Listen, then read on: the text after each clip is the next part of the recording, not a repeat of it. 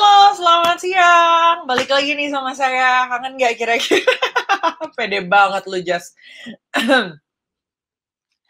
Halo semuanya, teman-teman. Selamat siang. Lupa nutup pintu. Oke, teman-teman.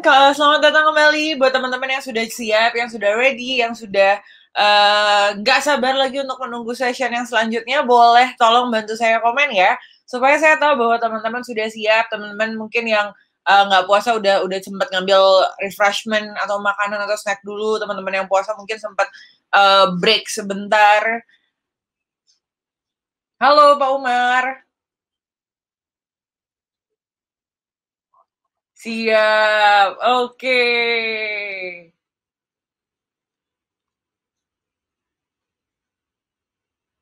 Yang lainnya teman-teman, apakah sudah siap teman-teman yang lainnya? Gas, apa yang mau digas?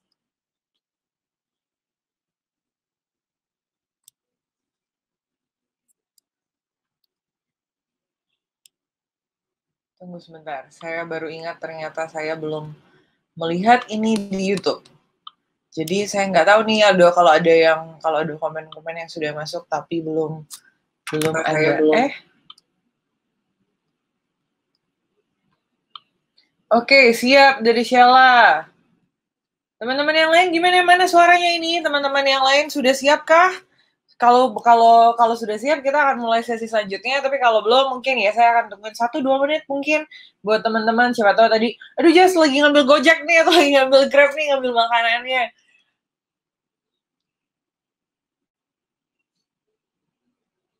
Atau Jas lagi toilet break dulu nih, dari tadi nggak toilet sih. Habis dihajar terus dari pagi sampai sekarang. Kalian awesome banget, kalian keren banget. Tadi aku nontonin 2 sesi yang sebelumnya sama Pak Tung dan sama Roy dan Robin dan Gusti, of course. Moderatornya harus disebut, kalau nggak nanti nggak disebut jadinya ngambek lagi, gawat. Itu amazing banget, itu obrolannya, walaupun ya kalau sama Patung memang sangat-sangat inspiring ya, sangat-sangat in a way itu kayak mungkin kalau buat aku kayak membawa aura damai, membawa ketenangan. Tapi habis itu dilanjutin lagi sama sesi-sesinya apa tadi, 3 pria panggilan. Iya bukan, 3 pria panggilan, ya ampun lucu sekali 3 pria panggilan. Nah kalau tadi 3 pria panggilan, kalau 2 pria ini pria apa ya kira-kira ya yang nanti akan ngobrol sama kita ya? Apa? Pria produktif, pria-pria ganteng. Oke. Oke, buat teman-teman sambil saya update dulu aja kali ya teman-teman ya. Jadi teman-teman tadi seperti yang tadi sudah disebutkan juga, itu pria panggilan juga, cuman yang tadi KW1 ini KW super. Oh, oke. Moderator yang sebelumnya tiba-tiba muncul, katanya kalau yang tadi kalau yang ini pria panggilan juga, 2 pria ini pria panggilan juga. Cuma kalau yang tadi pria panggilannya KW1, yang ini KW super. Oke. Wah, ada yang nanyain Kak Gusti kemana? Ya udah deh, saya mundur diri aja, ganti lagi apa? gantian karena dia sudah ngebantu saya 2 sesi, dan saya berterima kasih juga buat teman-teman semuanya yang sudah bantu, teman-teman expert juga yang sudah ngisi, dan kita balik lagi ke Jessica.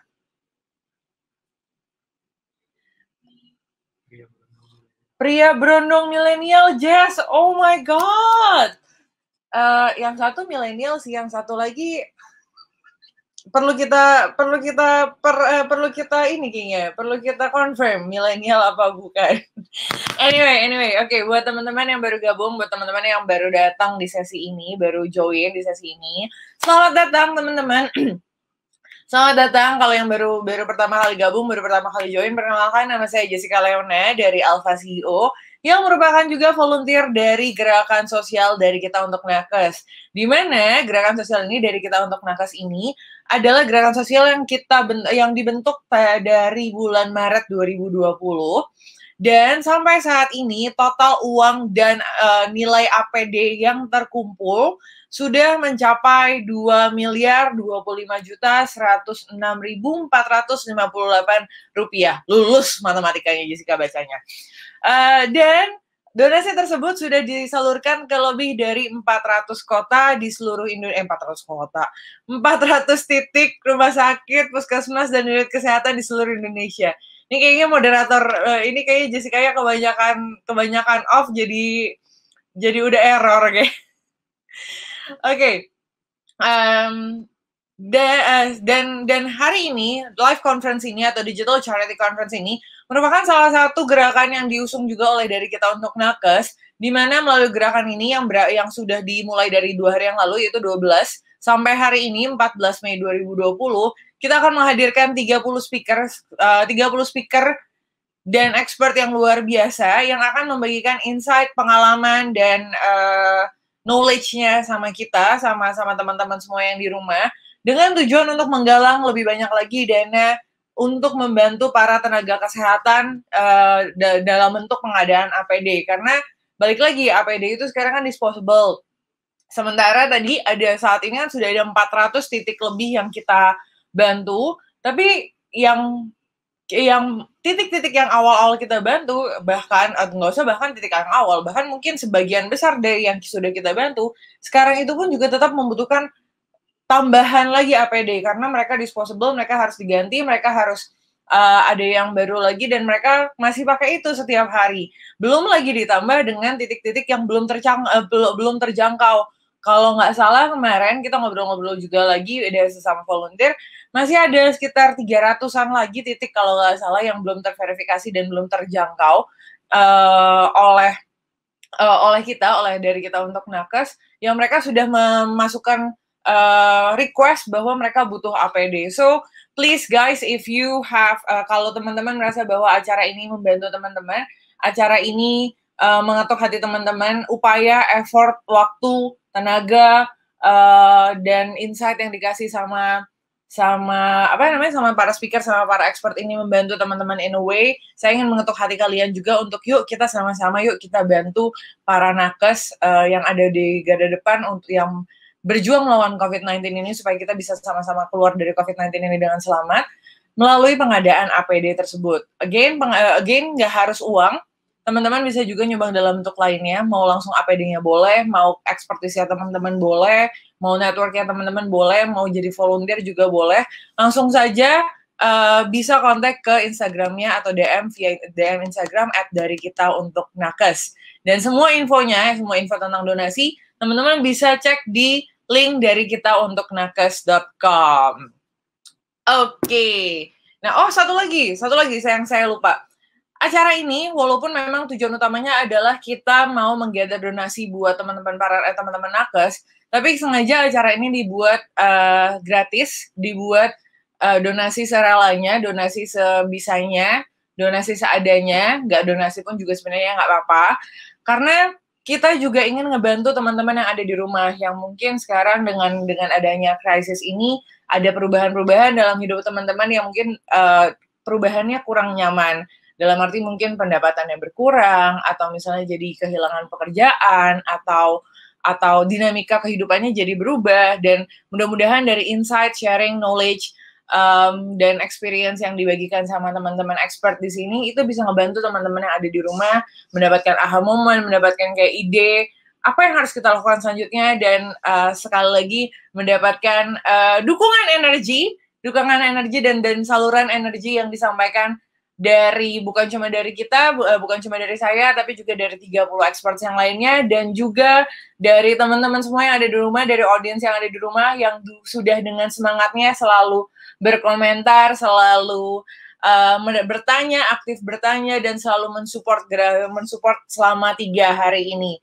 Itu juga yang bisa membuat saya sangat-sangat semangat untuk memulai sesi yang ini, dan memulai hari yang ketiga ini, walaupun ini udah hari ketiga, tapi saya tetap semangat buat teman-teman juga semuanya di rumah. Saya harap semuanya, teman-teman semua juga tetap semangat di rumah. Oke, tanpa perlu berlama-lama lagi, saya akan undang 2 koko ganteng, bapak ganteng, pria ganteng, milenial ganteng katanya. milenial ganteng saat ini, milenial ganteng ke layar kaca depan kita ini. Tapi sebelumnya, karena dari kemarin saya selalu bilang tak kenal maka tak sayang, maka saya akan memperkenalkan dulu siapa sih orang yang akan ngobrol sama kita mungkin selama 1,5 jam ke depan. Yang pertama ini adalah seorang pria ganteng, kalau nggak kalah sama artis-artis Korea, nggak kalah juga sama Park Se-roy, nggak kalah sama siapa lagi tuh sekarang artis Korea yang lagi hits. Dan dia dikenal biasanya dengan digital marketer, dia dikenal dengan social media Facebook ads, dikenal dengan orang yang ngajarin Facebook ads dan Instagram ads, dan beliau ini adalah orang yang juga sering banget sharing, sering banget berbagi dengan sesama, sering banget ngajarin. Course-nya pun juga, menurut saya course itu adalah course yang dia buat, online course yang dia buat adalah salah satu online course yang juga luar biasa. Karena banyak orang, banyak perusahaan yang menggunakan online course beliau ini sebagai suatu sarana atau sebagai suatu proses untuk membimbing atau mengajari staff mereka yang menghandle tentang digital marketing.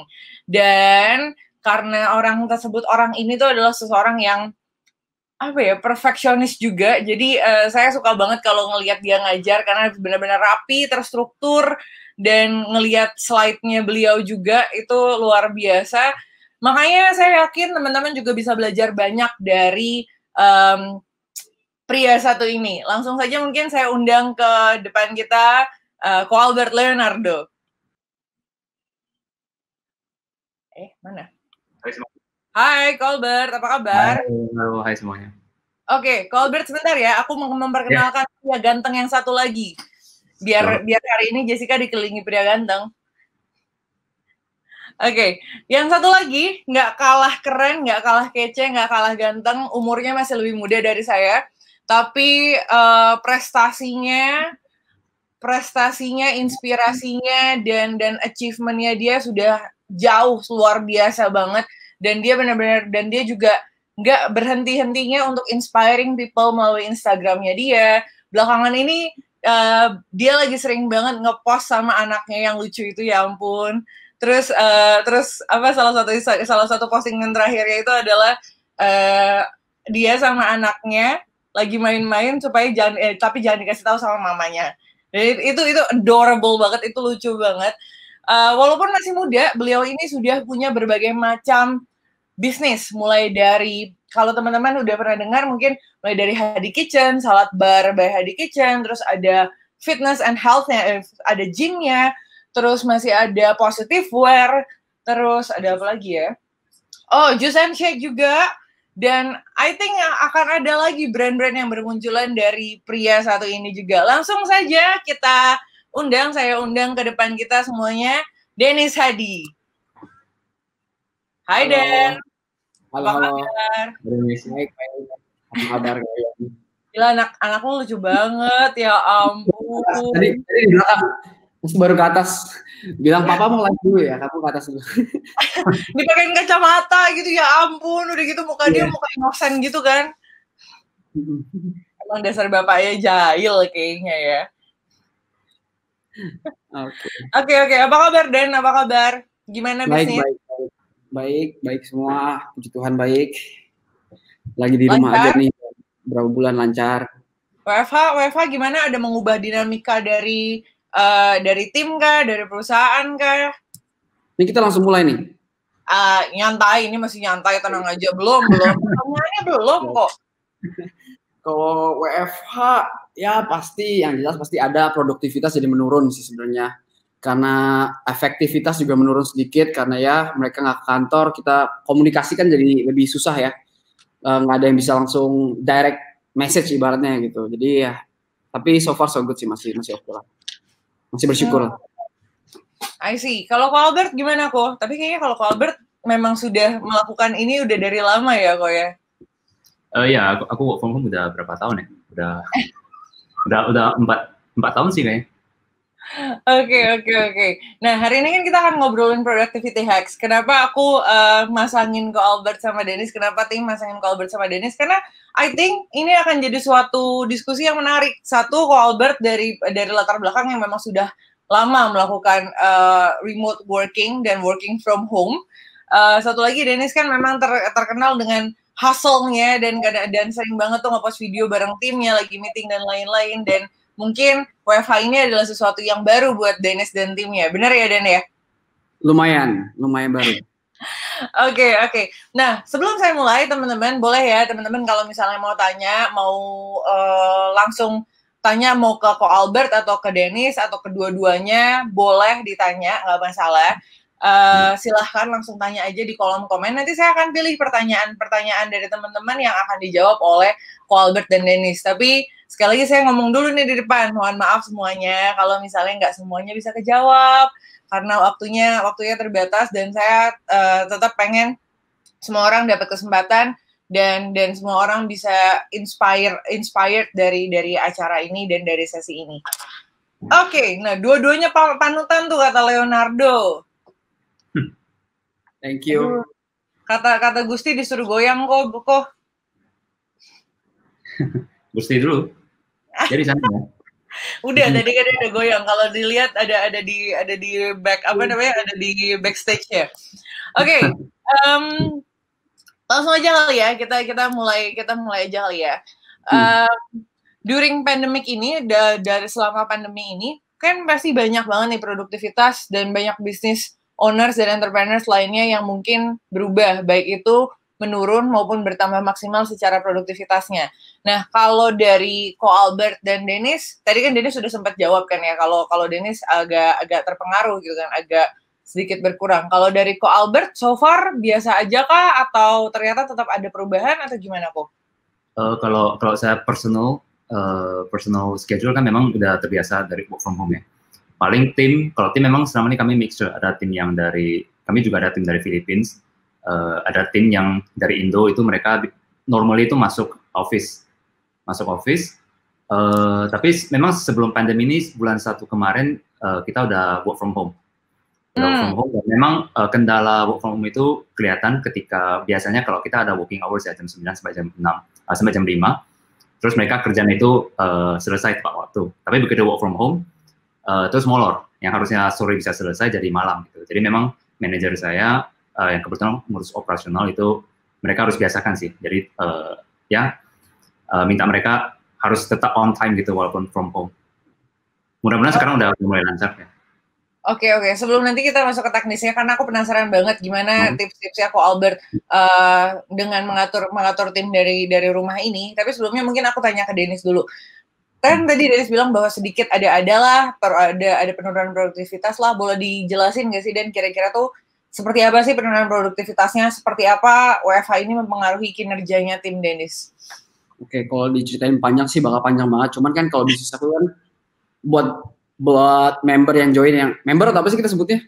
Atau orang aja, orang yang join? Buat teman-teman yang join, buat audiens yang join, apa aja boleh lah. Teman-teman audiens yang join. Kalau semuanya sah katanya.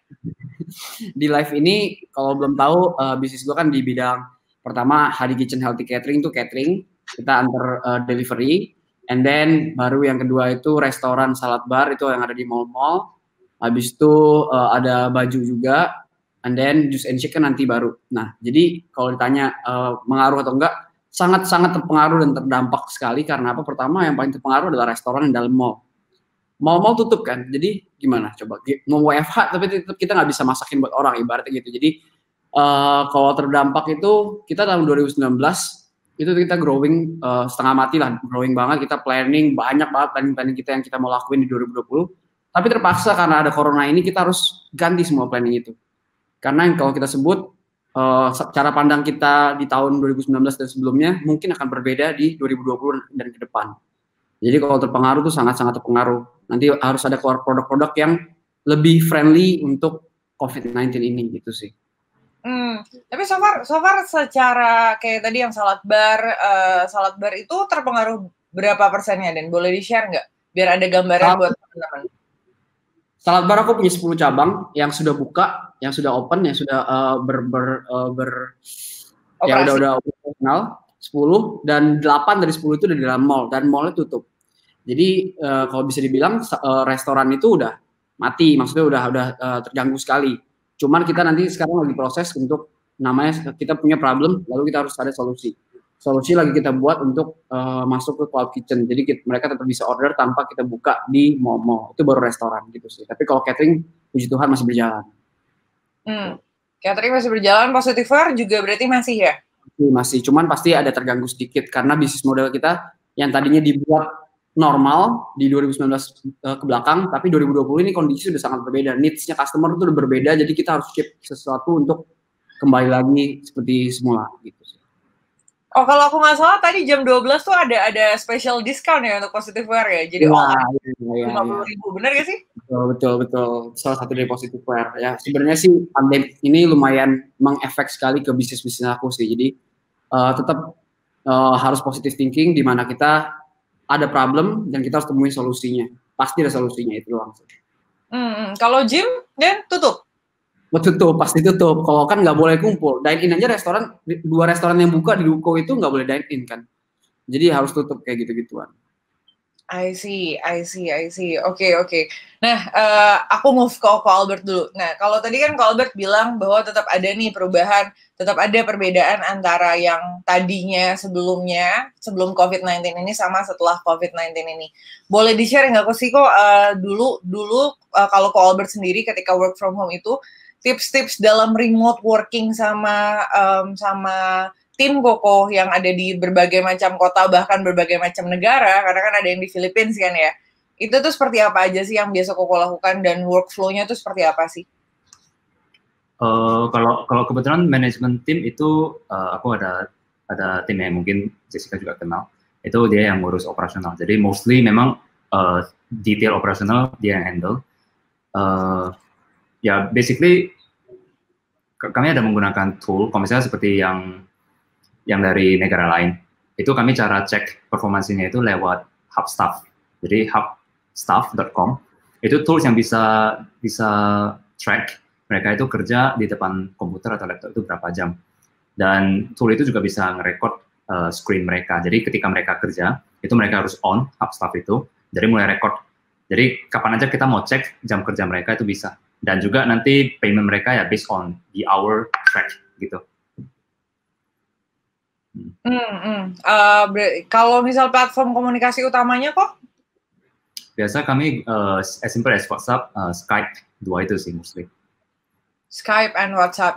So far ada ketika sebelum COVID-19 ini, ketika remote working, ketika Koko memang sudah pakai remote working, apa sih challenge-nya back then? Apa sih challenge-nya ketika nge-manage tim secara remote? So far sih enggak ada problem yang challenging banget ya, karena memang kalau tim yang lokal itu memang ada masuk office. Kalau tim yang internasional itu mereka memang dari awal kita interview udah bilang ini work from home, but kami based on performance gitu. Dan tiap bulan kan memang kami review kan seberapa cepat. Biasanya mostly kami sih customer service ya, karena menjawab email customers dalam bahasa Inggris. Jadi based on dia kecepatan mereka membalas email dan sebagainya, memang dari awal udah bilang. Jadi yang tim di Filipina no problem. Yang di lokal itu yang memang waktu transisi dari office ke home itu yang memang awalnya mereka jadi lelet kerjaannya. Jadi batuk-batuk. Iya benar. Oke, sorry. Sebelumnya, this is my bad. Ko Albert boleh ceritain dulu nggak sih, Ko Albert itu, kan mungkin banyak orang yang tahu Ko Albert itu bahwa Ko Albert ngajar Facebook Ads sama IG Ads kan ya. Tapi kan sebenarnya Ko Albert juga ada punya satu bisnis yang lain. Boleh ceritain dulu nggak sih bisnisnya apa? Kenapa sampai punya tim di Philippines, dan tim Koko yang lainnya tuh ada di mana sih? Ya, jadi saya selain di education, juga di e-commerce, jadi dalam arti kami bangun website, dan model bisnisnya itu dropshipping. Jadi kami source produk dari China, termasuk juga dari Indo, and kami dengan menggunakan social media advertising, kami sell ke US, Europe, dan juga beberapa negara Asia. I see. Nah, tapi kan banyak nih kok dulu banyak lah pengusaha-pengusaha atau entrepreneurs gitu ya yang merasa bahwa kayak Aduh, kalau remote working, kayaknya kalau outsource ke orang atau freelance itu susah banget deh dikontrolnya. Menurut Koko itu cuma mitos atau is it really that challenging? I think once kita udah terbiasa, not really difficult sih. Misalnya yang tim di Filipina itu kan memang kami nggak pernah tatap muka. Maksudnya meeting juga paling online meeting seperti ini, video call. Dan awalnya juga ada satu orang yang waktu itu ketahuan ya. Jadi dia report waktunya itu 2 kali atau 1,5 kali dari sebenarnya gitu. For higher pay gitu. Nah, tapi untung manajer saya dia lumayan rajin, dia cek dan ketahuan ternyata. Terus kami approach dia, ya kami nggak fire sih. Kami bilang, by the way, ini kami bisa nge-track loh, so please be honest next time. Nah, setelah itu kira-kira setahun yang lalu sih. Nah, sampai sekarang dia no problem. Dan juga performance-nya juga bagus, dia reply customers, emailnya juga cepat gitu. Jadi challenge pasti ada, tapi once kita udah terbiasa dengan menggunakan tool tracking seperti itu, semuanya kan bisa dicek. Oke. I'll go deeper on that, tapi before that, aku pengen nanya ke Dennis dulu. Kalau tadi lagi ngapain Dan? Tiba-tiba lagi live sendiri tadi di sini mau cek kayak gimana sih? I see. Oke. Ya. Kalau Dennis tadi kan sekarang boleh di-share nggak sih Dan kalau misal workflow-nya tim yang sekarang tuh gimana sih setelah WFH ini supaya tetap in a way kayak tadi kan Dennis bilang kalau yang catering kan tetap gitu kan ya, kalau yang positive wear juga tetap gitu supaya mereka tetap produktif. WFH ini workflow yang Dennis pakai itu sekarang gimana? Sebenarnya sih kalau misalkan workflow kan setiap divisi atau setiap bisnis kan pasti beda-beda. Jadi di sini yang ngomongin nggak mungkin apply to every business gitu. Cuman satu poin yang menurut aku paling penting dan bisa apply ke semua bisnis divisi adalah cara aku maintain mereka bukan sebagai bos sama bawahan doang, tapi di mana aku bisa encourage dari hati ke hati. Jadi mereka tuh kerja nggak cuman karena suruhan atau bentakan atau cacian ibaratnya, tapi dia bekerja dari hati gitu. Jadi kita ngobrol bahwa ibaratnya di sini kita sama-sama terkena COVID-19 effect. Dan kalau misalnya kita nggak berubah, ibaratnya kita bisa terancam. Seperti itulah ibaratnya. Itu lebih ke heart to heart talk yang panjang, nggak mungkin bisa dijelasin di sini. Jadi lebih ke situ dan kita monitor setiap divisi masing-masing ada head-nya gitu sih. Dan ibaratnya sekarang itu kita udah mulai naik lagi, tapi dengan solusi yang berbeda dibanding apa yang kita planning di 2019 kemarin. Nah, kalau tadi Albert kan memonitor timnya itu pakai tools. Kalau dia sendiri sekarang gimana sih cara memonitor timnya selama WFH ini? Oke, kalau jadi sebenarnya sejujurnya aku dari sebelum WFH aku udah gak pernah kantor. Jadi emang dari dulu aku udah punya head masing-masing. Jadi mereka yang report ke aku lewat line seperti biasa. Itu dulu ya. Tapi karena sekarang ini aku lebih involved lagi karena a bit dangerous ya di pada saat pandemik ini lebih dangerous. Jadi aku harus lebih involved dan kita biasa kalau komunikasi bisa lewat Zoom, WhatsApp, sama Line gitu. Cuman majority ada head-nya masing-masing, jadi mereka yang report. Aku selalu ngomong ke head masing-masing gitu. Gitu sih. Gak mungkin aku bisa kontrol setiap divisi, soalnya kalau divisi aku kan ada bagian produksi masak, ada bagian kebersihan, ada bagian delivery, ada bagian admin, ada bagian finance, dan lain-lain. Jadi aku cuma ke head-nya doang sih. Gitu. Kemarin kan aku juga ngobrol sama Pak Wenas gitu kan ya. Kalau menurut beliau itu direct yang di manage langsung itu bisa 10 sampai 15 orang. Kalau saat ini Dennis tuh yang direct di manage sama Dennis itu ada berapa orang, Den? Yang direct ya. Nggak nyampe 20 kok. Memang sekitar 15 orang. Max kayaknya 15 orang. 10 sampai 15 kayaknya memang segitu yang direct sama aku. Yang sisanya di bawah ada head masing-masing. I see. Interesting. Nah, aku yang aku tahu dari Ko Albert sama Dennis ini kan memang punya lebih dari satu bisnis ya. Kalau Ko Albert kan tadi punya e-commerce dan juga punya di education. Sementara Dennis tadi udah ada catering, ada salad bar, ada positive wear, ada gymnya gitu kan ya. Yang aku penasaran nih, gimana sih kalian manage time-nya, kalian manage workflow-nya kalian untuk membagi waktu antar bisnis tersebut sehingga bisnis itu dapat waktu yang sama atau dapat perhatian yang sama dari kalian semuanya. I know that you guys helped by a very great team. Yang kalian punya tim yang sangat capable banget, yang sangat keren banget gitu kan ya. Tapi tetap tadi kan aku yang aku tanyain ke Dennis nge-handle bisa 15 orang direct ke Dennis gitu kan ya. Sementara kalau Albert juga aku yakin ada selain yang aku tahu gitu kan, pasti ada beberapa orang lagi yang kalau Albert juga langsung manage juga, dan di education pun juga itu it's a different things and different model, business model kan ya. Gimana sih cara kalian manage waktunya dan manage workflow-nya kalian supaya kalian tetap produktif in both business atau in every business? Aku buka boleh, siapa duluan? Albert dulu atau duluan boleh?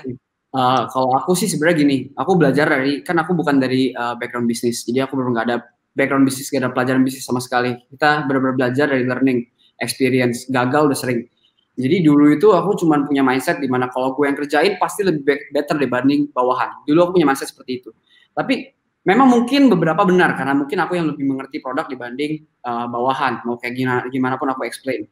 Tapi aku juga limited gitu. Dulu aku kayak one man show, aku preparation makanan, balas admin, and then konten Instagram segala macem. Tapi and then I realized that gue cuma punya waktu 24 jam. Kalau begini terus nggak akan bisa growing cepet. Jadi caranya aku adalah gimana cara aku build another Dennis Hadi di bawah aku semuanya. Jadi aku mencoba mencari leader yang nggak tahu tuh bagus atau enggak, tapi aku mencoba sebaik mungkin untuk build dia kayak Dennis Hadi. Jadi nanti Dennis Hadi dia banyak ibarat kasarnya. Jadi mereka itu bisa growing tanpa aku involve, tanpa orang paling atasnya involve sama sekali. Jadi aku nggak tahu nih nanti dia upload apa, dia bikin konten apa, aku udah nggak tahu karena udah aku serahkan ke mereka yang aku udah build dari awal. Jadi kalau misalkan aku percaya bahwa ketika kita bisa bikin another leader kayak bosnya atau kayak kitanya sendiri, itu pasti bisa lebih berjalan sambil paralel. Jadi semuanya punya penanggung jawab 1 atau 2 orang kayak gitu. Jadi kita bisa sama-sama berjalan gitu sih. Tapi kan banyak juga nih yang curcol bahwa ngebentuk leader kayak gitu kan gak gampang kan, Dan. Gak gampang. You manage to do it within a very short amount of time, I think. Kayaknya aku pertama kali ngelihat Hadi Kitchen itu kayak berapa itu? Ya, beberapa waktu yang lalu, kayak 2 tahun, I think. 2 tahun yang lalu kayaknya. Terus tapi tiba-tiba Dennis nge-launching another salad bar, tiba-tiba Dennis nge-launching Positive Wear, tiba-tiba Dennis nge-launching gym lagi gitu kan. Even nyari satu orang aja tuh susah gitu, but you manage to build beberapa orang within a very short amount of time gitu kan ya. Apa sih rahasianya, Dan? Oke, kalau aku sih sebenarnya nggak langsung, misalkan aku bikin Positive Wear atau aku bikin salad bar, ini langsung aku serahin ke mereka, nggak mungkin kayak gitu. Jadi pasti aku handle dulu sampai aku benar-benar expert, dan then baru sambil aku guide 1 orang leader untuk gantiin aku nantinya. Nah, kenapa kalau misalkan dia bilang kok bisa cepet? Karena aku percaya bahwa everything is possible. Bahkan beberapa hal yang mungkin kita belum kepikiran possible sekarang, itu bisa jadi possible nanti. Contohnya itu aku dulu, kalau boleh sampai cerita nggak sih? Ya, boleh. Boleh ya? Ini ada gue lagi bingung ini belnya dari mana. Oke. Alright. Jadi tenang aja. Oke. Jadi kalau misalnya sambil cerita tentang possible sama impossible, dulu tuh aku pas jalanin healthy catering ini sendiri, pertama kali ada itu aku sempat 1 hari itu produksi 98 box catering. Dan di situ aku udah bangga sekali 98 box. By the way, sekarang 2.500 box per hari. Nah, pada saat 98 box itu per hari aku seneng banget, and then aku kumpulin semua tim Hadi Kitchen, and then aku mimpin doa. Aku bilang terima kasih karena hari ini sudah diberkatin bisa produksi 98 box. Semoga di tahun depan aku bisa memproduksi 1000 box per hari. Pas aku ngomong kayak gitu, semua orang pada ketawain, termasuk tim aku. Ketawa kecil gitu lagi berdoa. Kayak mana mungkin sih gitu. Tapi dalam hatiku pun juga mikir kayak gitu. Kayaknya sih nggak mungkin sih, tapi ya bodo amat lah, gue ucapin aja ibaratnya gitu. Ternyata tahun depan 1.500 box per hari. Jadi sesuatu yang tadi kita pikir nggak possible pun bisa jadi possible kalau emang kita bekerja keras tanpa menyerah dan kita mau use our time semaksimal mungkin. Nah, menurut aku yang nggak bisa itu adalah ketika kita nggak bisa use our time semaksimal mungkin. Nah, mungkin aku bisa dibilang cepat kayak gini karena aku bisa menggunakan waktu aku dengan sebaik mungkin, tapi banyak yang harus sacrifice. Contohnya yang sacrifice itu aku nggak ada teman, contohnya nggak ada ibaratnya punya waktu senang-senang pacaran. Untung nih bini gue sekarang pengertian pada saat itu. Jadi cara bagi waktunya itulah yang menurut aku paling penting. Jadi kalau menurut aku pada saat di umur aku paling muda kayak di sini kan ya. Di umur aku kan semua orang pada bilang, lu mah YOLO bro, YOLO, you only live once. Jadi lu enjoy aja sekarang, lu party-party segala macam, enjoy nakal-nakal sekarang. Tapi kalau menurut aku ada 3 hal. Kita mau pikirin past tense, present tense, atau future tense. Kalau kita mau pentingin future tense, menurut gue nggak apa-apa, nggak punya masa lalu, nggak apa-apa, nggak punya masa sekarang, nggak punya waktu sekarang main-main. Yang penting aku punya masa depan, kayak gitu sih. Jadi aku mengorbankan masa main-main aku itu untuk menjadi se-efisien dan efektif mungkin. Tapi saat ini tuh lo sendiri tuh masih kayak nge-handle, bukan nge-handle sih, tapi memonitor setiap bisnis lo itu, atau benar-benar kayak cuma laporan sebulan sekali, atau seberapa sering sih lo terima laporan, dan seberapa sering lo nge-handle bisnis lo itu? Dan setiap hari dan hampir setiap jam. Jadi kita masih handle semuanya, kita nggak mungkin lepas masalah. Mungkin gini ya, kalau leader-leader itu yang di kantor, yang menggantikan Dennis Hadinya itu adalah mereka mikirin gimana cara lewatin hari ini. Tapi kalau aku gimana cara kita lewatin hari esok. Jadi planning ke depannya tetap aku yang megang semuanya. Si leader-leader itu gimana cara lewatin hari ini. Nah itu apakah kayak lo ngebagi hari Senin buat bisnis A, hari Selasa buat bisnis B, hari Rabu buat bisnis C, atau gimana? Dan biasanya kalau lo? Nah bisa sih kalau kayak gitu. Kan banyak banget pasti bebas. Waduh perlu hari ini juga, perlu jam ini juga. Nih kayak tadi nggak ada jadwal apa-apa, tiba-tiba harus ada call atau kayak gimana, kan pasti ada yang kayak gitu. Nah, jadi aku punya satu manajer yang aturin jadwal sih, jadi kayak gitu deh. Acak-acak, yang penting semuanya produktif. Nggak mungkin kita bisa, oke Senin kita baru bahas Hadi Kitchen ya, nanti Rabu kita baru bahas yang lain. Terus yang lain nggak bisa bahas hari Senin, nggak bisa. Kita harus multi fokus. But do you, oke. Sebelum melanjut ke pertanyaan selanjutnya, gue terlalu nafsu nanti nanyanya. Move ke Albert dulu. Kalau Ko Albert gimana kok? Gimana caranya kok ngebagi waktu dan workflow-nya dalam manage yang aku tahu kan Ko Albert tadi sekarang berarti ada di 2 bisnis kan?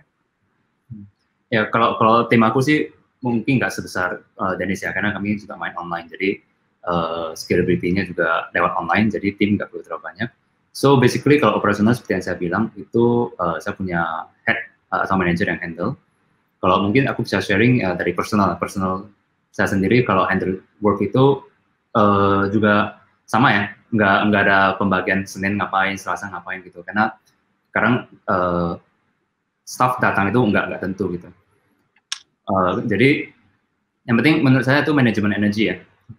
Jadi ketika kita bangun itu jam paginya itu yang kita yang paling high energinya. Jadi saya make sure gunakan waktu itu untuk buat creative thinking atau sesuatu yang butuh decision making.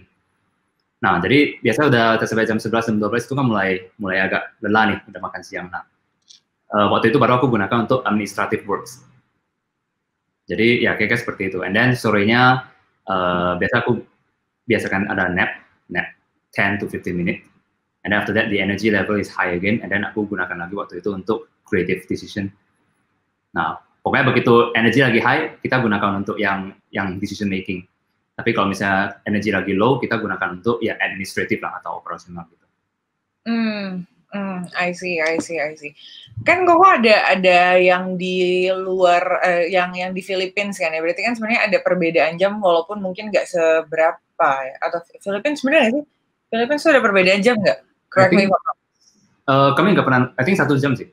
1 jam ya, berarti dia masuknya kayak WITA berarti ya, waktu Indonesia bagian tengah ya. Itu ada issue nggak? Any issue of that nggak kok?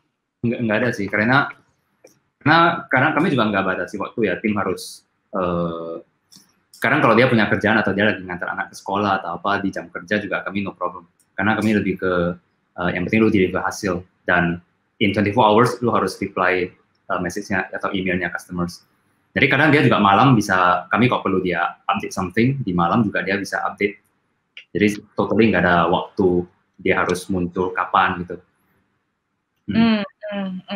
Nah, karena Ko Albert yang udah lebih lama nih di remote working, do you set some kind of like rules atau SOPs buat tim yang remote working?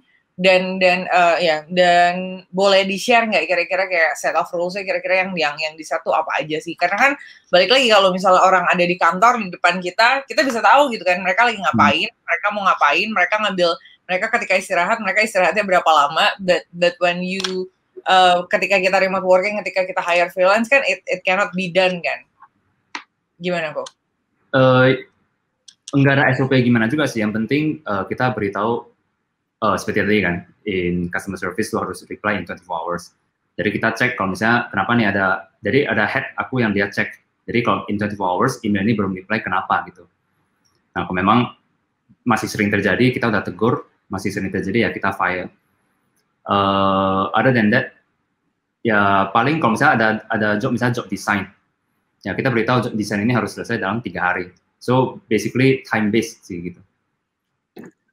Okay, next question. Buat Colbert sama Dennis, kalian measuring your productivity nggak sih? Atau kalian measuring gimana cara kalian measuring your productivity?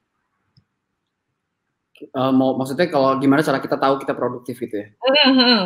Mungkin kayak kan ada momen-momen, I don't know, Dennis dengan sekarang ada anak gitu kan ya, ada nggak sih momen-momen kayaknya lebih less produktif deh dibandingkan biasanya gitu kan? Jadi gimana kalian kalian measure, kalian ngukur bahwa okay, this is me being productive, this is me being not so productive. Dari Colbert dulu kali, apa aku? Bebas. Ya, Dennis dulu. Kalau dari aku sih, productivity itu ada beberapa arti. Jadi kalau menurut aku itu kita harus balance di antara semua. Nah, jadi kalau main sama Neil atau main sama anak, sama istri itu juga menurut aku produktif. Karena nggak melakukan sesuatu yang menurunkan kita kan. Kita tetap growing as a person. Personality kita juga tetap growing. Jadi kalau misalkan mengukur productivity ya, at least kita nggak buang-buang waktu sendiri yang bersifat menurunkan derajat personality sama bisnis, itu aja sih. Jadi gimana cara aku mengukur productivity ya, 1 hari tetap main sama anak, 1 hari tetap harus kerja, gitu. Itu doang sih, nggak ada rumus tertentu apa, nggak ada.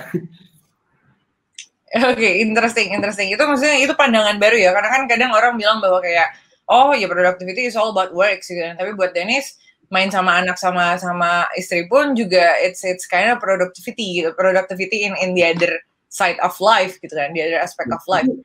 Tapi kita ini juga menunjang sih. Sorry. Boleh komentar sedikit ya? Oke. Sama Vivi sama Neil, karena aku tuh bidangnya kan mungkin selain bisnis, aku juga menjadi front face suatu brand yang penunjang untuk promosinya, karena aku main Instagram. Jadi sebenarnya aku konten sama mereka segala macam juga itu menunjang bisnis, jadi produktif juga sih. Kayak gitu. Jadi emang tahu organik. Kalau orang bilang, lu tuh main advertising yang paid atau organik, semua orang pasti tahu kalau aku tuh mainnya organik, aku tuh main di sana. Gimana cara organiknya itu dikencengin, ya itu salah satunya bisa menunjukkan apa yang aku sering lakukan. Orang interested ya. Pun dimanfaatkan ya untuk meningkatkan organik. Yeah. Oke. Jadi anak pun jadi aset ya, Dan ya. Oh. Alright. Kalau Albert. Kalau dulu aku anggap tidur itu wasting time ya, which is a very very stupid thinking I think. Dan juga I think masih banyak orang yang merasa lu jangan, apalagi kata-kata motivasional ya, lu jangan tidur itu udah makan sepertiga hidup lu, bla bla bla bla bla. But last year I read a book oleh Matthew Walker, judulnya itu Why We Sleep. Itu buku bestseller, dan setelah baca buku itu mengubah paradigma tentang tidur gitu. Kalau sekarang menurut saya sih, in order to be productive, you have to have enough sleep. Itu penting banget. Jadi, I'm trying to have at least, kalau bisa, itu 6 to 7 hours minimal sleep at night. Dan aku udah coba nih selama setengah tahun ini. Ketika sleep kita itu cukup, and then besoknya itu the whole day we will feel happier.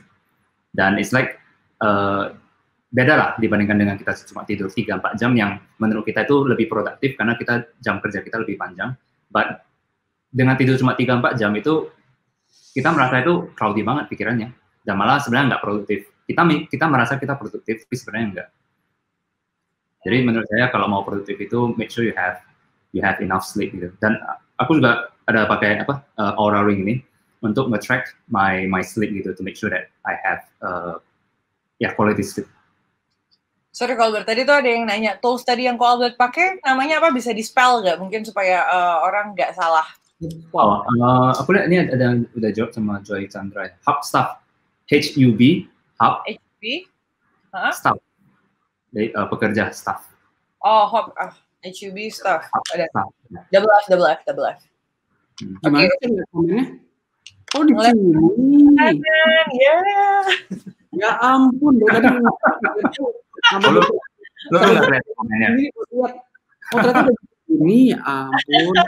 Ada Den, nyimpen Orang IT, orang teknologi sama orang yang bukan teknologi beda. Lu masih makanan belum terbiasa aja. Kalau ngomongin Instagram malah kayaknya Dennis lebih terbiasa gitu ya daripada kita ya kalau berarti. I mean in terms of konten yang organik yang memanfaatkan anak itu tadi. Keren sih kontennya itu. Ya, aku juga gak bosan-bosan ngeliatin kayak ya ampun ini ada aja Dennis sama Neil. Oh my god. Alright, tadi kan Albert ngomong ini ada satu menurut aku ada satu statement yang Albert ngomong yang menarik. Albert tadi bilang bahwa working longer hours doesn't really mean that you're being productive kan. Itu gimana tuh kalau maksudnya? Mungkin bisa dieksplor lebih lanjut dan banyak kan yang memang juga merasa bahwa kayak oh ya gue kerja dari jam 8 pagi sampai jam 10 malam dan me being productive. How is it not being productive according to you? I think kita sendiri bisa merasakan ya. Misalnya kita lagi kerja itu kita ngantuk. Tapi kita maksain nggak mau tidur tuh. Nah, daripada kita nggak tidur, bagusnya kita nap like 10 minutes. Daripada kita maksain 1 jam kerja, tapi lu dalam posisi ngantuk, lu dalam posisi nggak konsen. Why not spend 15 minutes to have a nap, and then you work 45 minutes, but very, very high energy gitu. Okay, is productivity measured by the results yang dihasilkan? Apakah produktivitas itu di-measure berdasarkan hasil yang kita peroleh? Yeah, based on results, bukan based on time spent. Kalau Dennis, menurut Dennis gimana? Kalau aku agak dikit beda. Soalnya kalau tidur biasanya sebelum PSBB ya. PSBB-nya aku urus nih. Jadi sebelum PSBB itu aku biasa tidur 4-5 jam. Cuman benar kata Ko Albert, dimana kalau emang kita kurang tidur, kita pasti merasa capek. Walaupun kita mungkin merasa bisa kerja, cuman mungkin di sini nggak jalan secara maksimal gitu ya.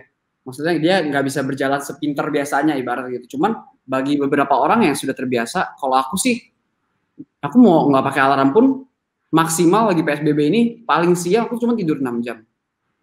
Paling siang aku bangun jam 7. Itu udah paling siang tanpa alarm. Jadi udah terbiasa. Jadi kalau misalkan badan manusia, menurut aku ya, terbiasa untuk seperti itu, ya kalau aku sih produktivitas aku ukur ketika aku nggak terlalu banyak istirahat cukup. Karena kalau istirahat itu harus dikombinasi sama, ini mau ahli kesehatan yang ngomong nih, harus dikombinasi sama nutrisi, nggak jualan. Jadi harus kombinasi sama nutrisi, sama olahraga yang cukup. Nah kalau misalnya itu udah diimbangin, dan sudah terbiasa, menurut aku sih nggak apa-apa. Jadi aku biasa tidur cuma 4-5 jam sebelum PSBB, gitu. Lalu tadi pertanyaannya apa ya? Lupa aku.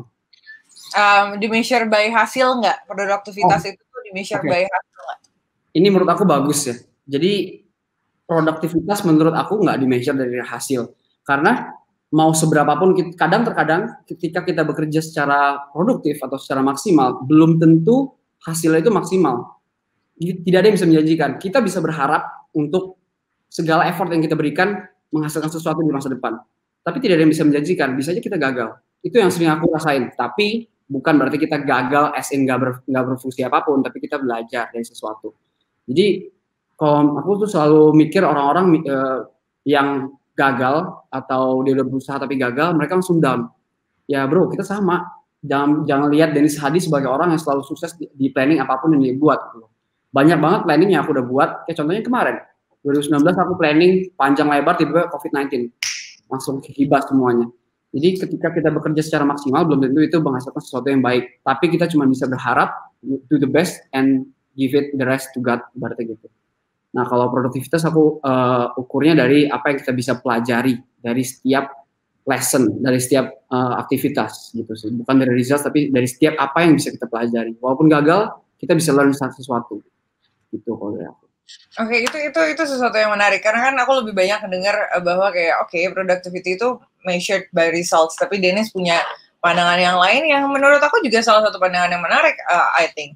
Nah, tadi kan Dennis sebut bahwa kayak Dennis itu bangun jam 7 pagi, berarti you're an early bird kan ya. Kalau Albert gimana kok? Are you an early bird or night owl? Aku early bird sih. Aku mau jam 2 tidur, jam 1 tidur, itu bangunnya selalu udah jam 6. Jadi udah pagi ini udah keset ke sana. Oke, nah aku pengen tahu nih, walaupun kalian sama-sama early bird gitu kan ya, tapi menurut kalian produktivitas itu berkaitan sama being early bird or night owl atau enggak sih? Menurut aku tiap orang beda sih. Jadi orang itu nggak harus early bird. Dan ini juga bukan cuma ngomong, karena itu based on research. Maksudnya yang ngomong ini juga profesor Matthew Walker yang bukunya aku baca tadi. Itu ada like, aku lupa angkanya, but like 5 to 9% ya kalau nggak salah, orang yang memang bukan early bird. Dan mereka itu malah tidurnya itu harus pagi sampai siang, dan malamnya itu mereka yang paling produktif. Jadi masing-masing orang itu ya sesuaikan dengan ritme tubuh masing-masing. Misalnya yang tadi saya bilang, averagely orang sih disarankan tidur 6-7 jam. But maybe ada beberapa orang seperti misalnya Dennis, tidur 4-5 jam juga masih bisa produktif, juga masih bisa merasa segar gitu. Jadi masing-masing cek aja ritme physical. Ya. Kalau Dennis? Setuju. Jadi memang nggak bisa orang-orang tuh berbeda-beda. Kayak aku sama Daniel beda, sama adekku sendiri beda. Jadi kalau aku merasa aku paling bisa mikir itu pagi-pagi setelah gym. Jadi biasa aku habis bangun pagi aku gym dulu. Buat apa sih gym? Biar kalau aku ya semuanya jadi positif gitu.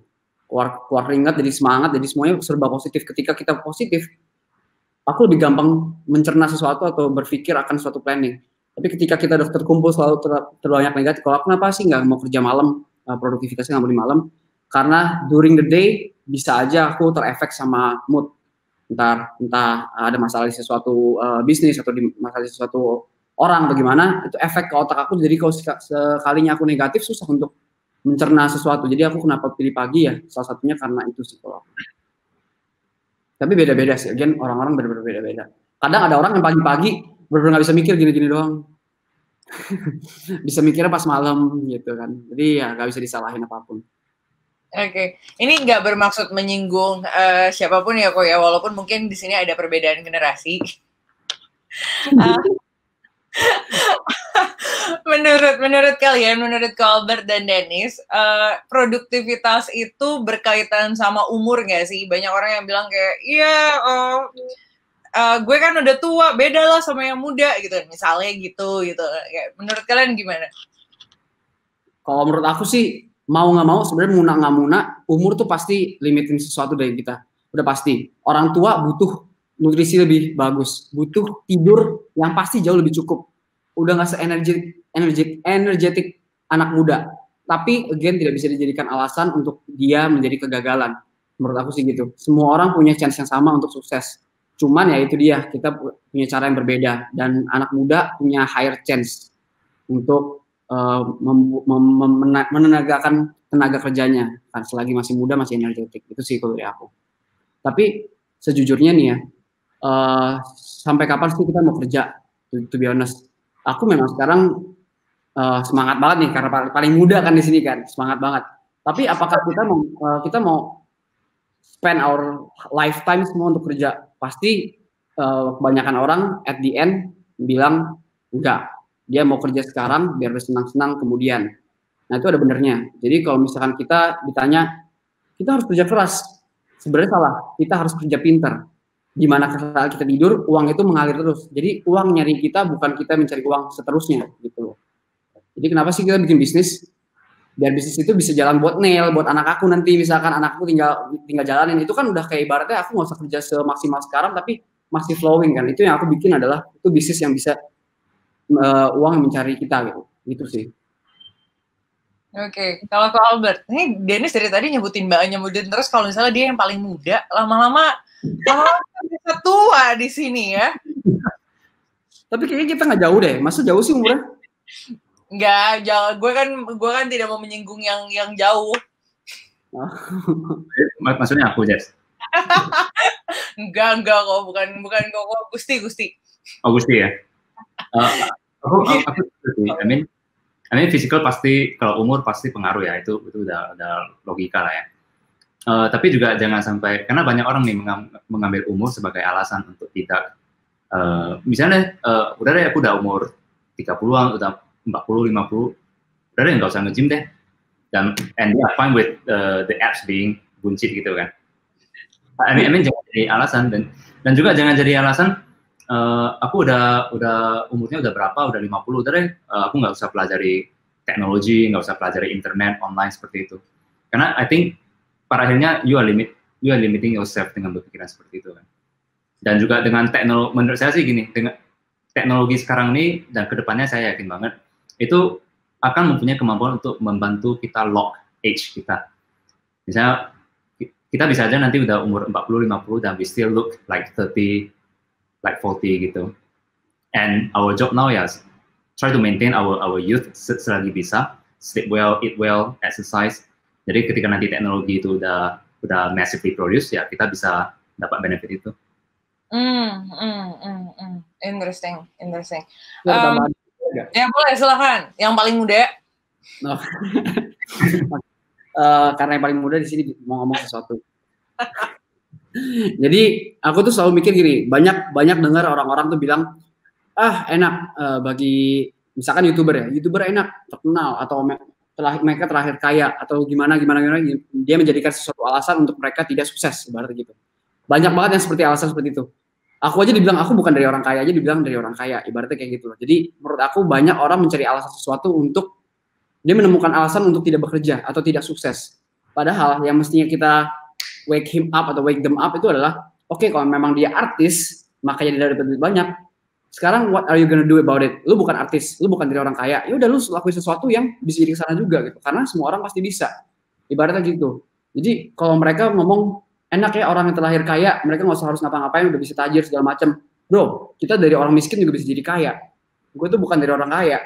Aku pernah mengalami financial, ada problem juga segala macam, itu juga pernah aku laluin. Dan aku nggak ada, orang tua nggak ada yang punya bisnis. Tapi sekarang aku bisa lead 500 karyawan, ibaratnya seperti itu. Jadi kita tuh sebenarnya bisa semua. Cuman kebanyakan dari kita adalah menemukan masalah untuk mendapat masalah. Bukan menemukan solusi untuk memecah masalah. Sebenarnya kayak gitu sih kebanyakan orang. Kayak gitu. Dan kadang-kadang juga kita secara tidak sengaja, termasuk aku juga sering begitu. Itu sifat manusia sebenarnya kayaknya. Jadi kita menemukan suatu alasan untuk tidak melakukan sesuatu. Dan ya alasan sudah selesai berbicara. Alasan untuk tidak melakukan sesuatu dan alasan untuk selalu bilang Dennis yang paling muda ya Den ya. Oke, aku akan bacain pertanyaan dari teman-teman audiens.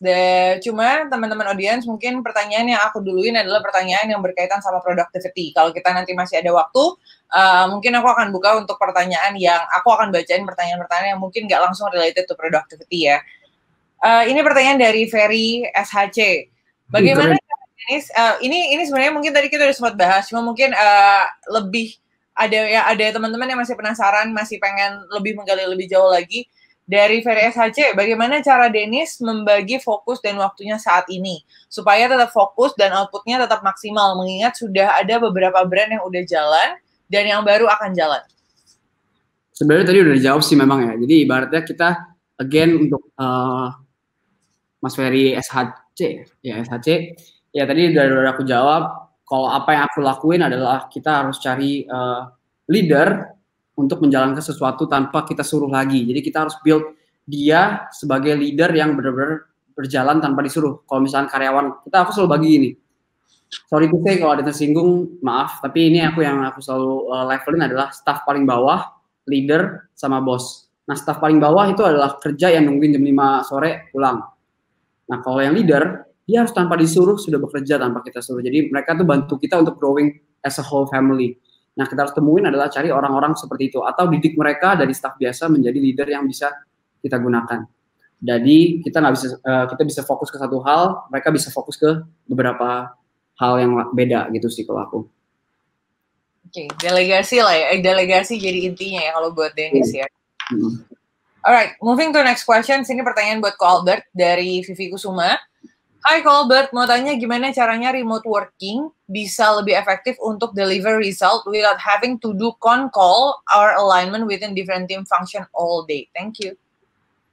Jadi biasa kami udah punya workflow-nya, misalnya untuk satu task gitu kan. Kami udah buat workflow-nya dan kami gunakan Google Sheet. Jadi misalnya step 1 ini, step 2 ini, jadi udah ada alurnya. Jadi tiap hari ya mereka, misalnya kami punya bagian product research kan. Jadi itu tiap hari mereka harus submit like 20 product idea. Nah, jadi tiap hari kita tinggal cek di Google Sheet mereka udah submit belum 20 itu. Dan tiap kolom itu sudah harus diisi.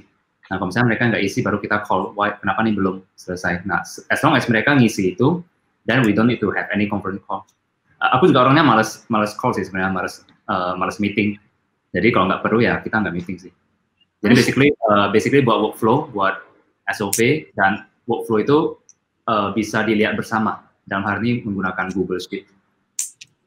Nah, ketika awal dibuatnya workflow itu kan pasti nggak gampang tuh kok. Maksudnya nggak gampang untuk gini, as the person yang bikin workflow-nya sama as person yang ngerjain, itu kan pasti ada sort of alignment-nya kan ya. Ketika di awal itu apakah kok Albert ngelakuin kayak close monitoring atau memang lebih sering alignment on call atau gimana kok? Ya, atau pasti. Atau di awal the first 1-2 weeks atau maybe the first month itu ya tetap monitor, tetap involve sih. Tapi begitu udah mulai kelihatan, udah mulai lancar, dan udah biarin. And then paling cek like once a week gitu aja. Kecuali kalau kondisi berubah ya, kalau kondisi udah berubah, kita perlu tambah beberapa kolom atau task atau adjust gitu, baru kita meeting lagi. Oke. Ini ada pertanyaan yang nggak kalah menarik juga dari moderator kita kemarin malam, Bisma Hadi Putra. Bro Albert dan Bro Dennis, how do you guys escape? Ini escape maksudnya kan? Space itu apa ya, Bis? Nama spa di Bali, Bis. Escape dari hecticness daily routine. Siapa duluan nih? Dennis? Dennis yang paling ini dong. Duluan. Aku ya, yang muda, oke. Jadi masalah hektik, aku punya pengalaman sedikit sama teman-teman aku yang seumur atau sebaya, yang masih muda juga, gitu kan. Ya terus loh, ini bentar lagi kayaknya Dennis ya kita mundur aja loh kok, Dennis ngomong sendiri aja kok. Boleh. Kayak ini baru bilang, lu sampai kapan sih mau kerja kayak orang gila kayak gini? Sampai kapan? Kadang kan juga aku punya sempat nggak ada waktu untuk Vivi, nggak ada sempat waktu untuk keluarga segala macam, itu sempat lah beberapa kali. Mereka selalu ngomong, sampai kapan sih harus bangun pagi? Karena gini, kadang aku harus pulang malam, Vivi paling ketemu sama istri bentar doang, tidur. Besok pagi sebelum dibangun pasti aku udah di gym. Biasa kayak gitu. Jadi dia nanya, mau sampai kapan lu mengorbankan hidup lu dengan kayak gini? Nah, menurut aku adalah, ini berbeda orang ya, berbeda orang, beda perspektif. Tapi perspektif aku adalah, I love being hectic, I love being busy. Jadi ketika aku mendapatkan sesuatu business atau kerjaan yang menjadi hectic, itu aku senang gitu. Justru aku jadi energetic. Jadi buat aku ini adalah fun. Tanpa itu aku bisa jadi lebih sedih ibaratnya.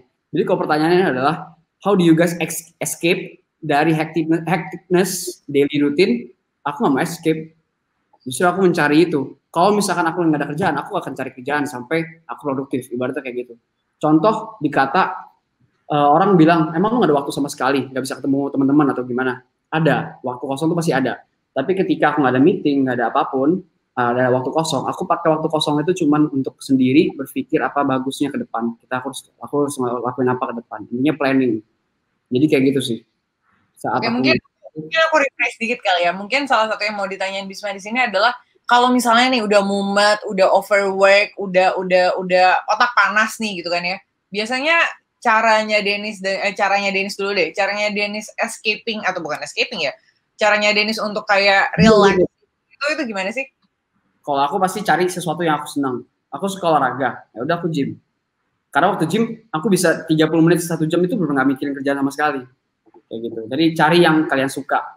Asal itu positif. Jangan minum ini sampai mabok. Jangan narkoba, segala macam. Itulah. I see. Kalau Albert gimana kok? Kalau saya, escape itu berarti di sini misalnya kita udah penat gitu kan. I think, tergantung penatnya apa ya. Kalau misalnya kita mau cari refreshing ya kita bisa, misalnya aku ada beli keyboard nih. Aku beli keyboard terus dari YouTube kan kita bisa belajar kan play simple keyboard gitu. Jadi kalau aku lagi penat nih, kita take a break, let's play some music atau apa gitu. Dan juga bahkan kita bisa lakukan pekerjaan rumah sih. Misalkan ini kebetulan saya tinggal di apartemen ya, jadi kita nggak ada stuff gitu di rumah untuk bersihin. Jadi we have plates, dishes to wash gitu ya. Itu I think one of the meditation juga sih dengan wash dishes and juga watering the plants, siram tanaman di balkon ini. I think itu part of refreshing atau escapism and also a good practice of meditation. Then once we have done that, we can go back to our work even more in a refresh mode gitu. Yeah, lately surprisingly I can relate to that. Karena kan tadinya kan aku yang ke kantor kan tiap hari kan. Terus kayak I don't really feel that kalau misalnya di kantor pas lagi pas lagi kayak overwork atau udah kepanasan yang aku lakuin kan berhenti. Tapi when WFH ini ya I found that doing the dishes, cooking jadi relaxing in a way. It's like apalagi misalnya kerjaan kita itu kadang kan kita nggak bisa langsung solve a problem in one day kan. Sometimes it takes a week. Sometimes we don't even know kapan selesai. Kapan kita bisa dapat solusi itu. And by just washing dishes, by just watering plants, it's like we get small wins gitu. And we feel good kan. Yeah, I think you can relate to that. Yeah. Tapi itu kemarin related sama, sorry bentar ya, Dennis yang paling muda. Aku nangis sebentar. Boleh ke toilet dulu nggak sebentar? Iya, boleh. Silakan. Wait. Apa namanya? Ya, kemarin itu ada sesi sama si Pak Hing Drenata.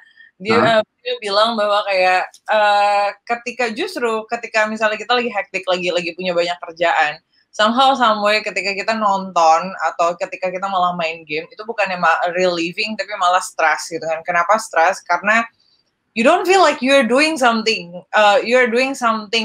matters gitu, atau you're doing something productive, tapi you're being benar-benar escaping, tapi nggak ngelakuin apa-apa gitu. Jadi itu malah bikin stres. And I found yang benar yang tadi Koko bilang, I found that okay, ketika doing dishes we achieve something, we do small wins, right? Oh ya, rumah jadi bersih. Dan juga cara saya mengukur quality of our escapism itu ya being present gitu. The more kita bisa feel more presence, then the better it is. Jadi misalnya main game itu tergantung, kalau misalnya ada orang main game dan dia enjoy itu boleh. Tapi saya juga kadang main game, cuma saya nggak suka main game yang butuh komitmen panjang. Saya suka main game yang simple. Jadi 1 minute selesai. Nah, jadi ya saya mengukur escapism itu bagus atau enggak ya dari seberapa kita bisa being present in doing that. Being present. Ya, itu good mentoring sih. Udah, pipisnya Dennis. Udah banget dari tadi sebenarnya udah nahan tapi nggak enak ngomong. Oke, kita lanjut ke pertanyaan selanjutnya nih dari Leonardo. Ini bukan Ko Albert yang bikin pertanyaan sendiri kan, Ko? Apa itu? Ini kan namanya Ko Dennis dan Ko Albert. Ada nggak tips misal kita yang udah lagi naik-naiknya dari segi bisnis dan income lagi stabil-stabilnya, tiba-tiba everything's gone dan bikin kita susah banget kayaknya buat up produktivitas lagi. What will you do gitu? Silahkan Dennis. Terjadi sama aku kan soalnya kemarin. Kita 2019 itu baru lagi kayak orang gila naiknya kayak roket tiba-tiba harus ada gone gara-gara si makhluk alam ini coronavirus. Gimana cara tipsnya adalah kita tuh sebagai pengusaha atau sebagai manusia itu boleh stres. Jadi orang-orang kan ngeliat aku selalu happy ya di Instagram ya, karena aku tidak mau menunjukkan sisi negatif aku sama sekali. Tapi pernah nggak sih dari negatif atau pernah nggak sih dia stres? Sering banget sebenarnya. Jadi pada saat aku kena dampak ini, aku stres banget. Cuman spend my time alone, nutup diri segala macam. Cuman itu normal, asal tidak kelamaan. Dan downtime seperti itu kita harus mencari solusinya untuk cepat-cepat balik lagi ke atas. Jadi tipsnya adalah kita harus nggak apa-apa, lu mau nangis, lu mau marah-marah. Tapi udah lu lepas di situ, and then lu calm, and then pikirin gimana cara solusinya. Gitu. Kalau aku sih itu. Kalau Albert? Ya, Corona ini memang sangat challenging ya. I mean like aku bahkan melihat brand yang mereka sudah bangun dengan darah dan keringat selama 10 tahun, and then they have to declare tutup gitu. Itu kasihan banget sih. I mean itu like their baby. Dan kalau kita mikir, saya kan juga kebetulan ya cukup tua untuk ada mengalami krisis 98 ya. Akhirnya tuh disebut loh. Jadi krisis 98 itu memang beneran shit banget. I mean my parents business itu ke-affect banget. In one night itu like revenue income-nya itu drop to zero. Dan and we have to be very hemat gitu.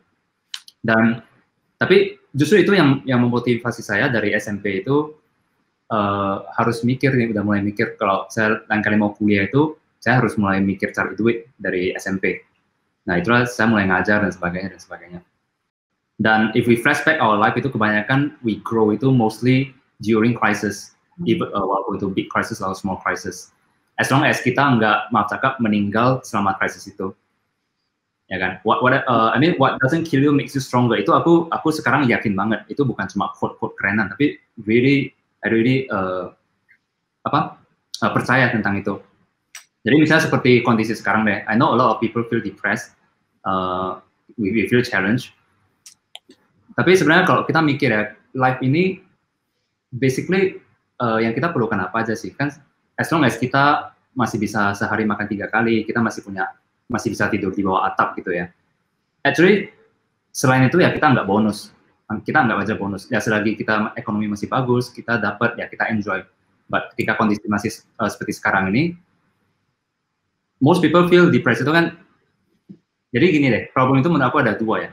Pertama itu real problem atau yang kedua itu problem yang dibuat kita sendiri. Kalau real problem ya ketika kita udah nggak bisa makan, kita udah nggak bisa nggak punya rumah, itu real problem. But kalau kita nggak punya real problem itu, mostly yang lainnya itu ya problem yang kita buat sendiri, misalnya gengsi.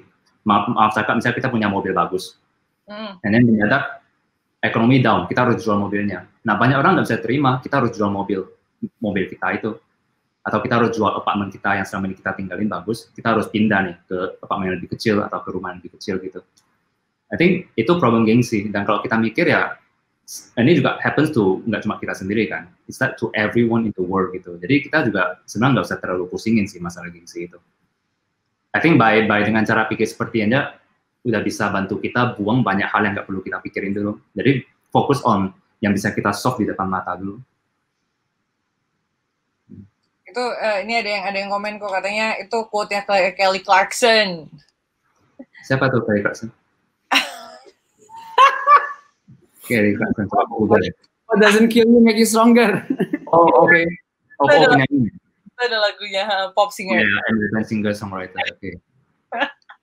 Iya. Nggak ngomong apa-apa ya soal generasi ya. Kenapa Den? Aku juga diem aja kok, nggak ngomong apa-apa, nggak komentar. Ketawa aja lo deh.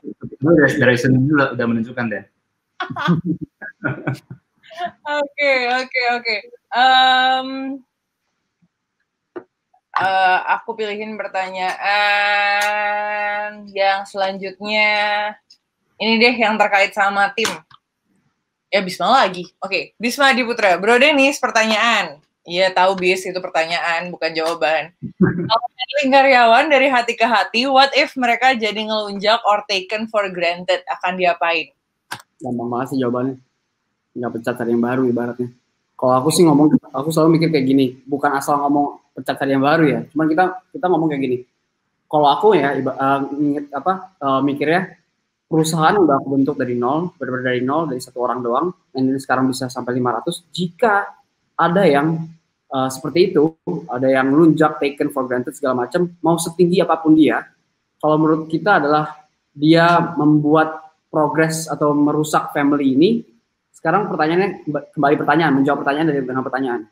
Lebih baik bahasa kasar ya, kita keluarin 1 orang atau kita keluarin semua orang ada di dalam company. Karena 1 orang itu kalau misalnya dia nggak berkompeten atau merugikan company itu atau keluarga itu bisa sama-sama mati pelan-pelan. Jadi kalau aku mikir kalau dia nggak good bukan for me doang, tapi for family, ini yang gue keluarin dia dari family, daripada gue harus nyumbangin semua family gue untuk sama-sama sekarat ibaratnya gitu. Kalau Colbert mungkin mau nambahin, I know for sure kan Colbert juga ke tim yang aku kenal juga itu Koko cukup close kan. Ada nggak sih kayak bikin semacam batasan between profesional sama personalnya? Kebetulan kami sama-sama introvert ya, jadi kami juga jarang banget hangout bareng gitu. Ya, kalau menurut saya sih kita treat karyawan juga seperti kita mau di-treat ketika kita jadi karyawan. Karena saya kan juga pernah jadi karyawan. Jadi saya mikir aja, kalau misalnya saya jadi karyawan, mau nggak saya diperlakukan seperti itu? Misalnya cuma kasih janji palsu dan sebagainya. Nah, jadi we treat the same way, kita mau di-treat itu seperti apa. Nah, kalau misalnya kita udah treat our best, dan juga masih take it for granted, ya berarti kita memang nggak cocok. Dan we find somebody else. I see. Okay. Next questions dari Robin Donafor. Boleh share tim apa saja yang Kak Dennis rekrut dari yang Kak Dennis masih handle sendiri sampai sekarang punya tim yang lengkap agar Hadi Kitchen growing-nya cepat?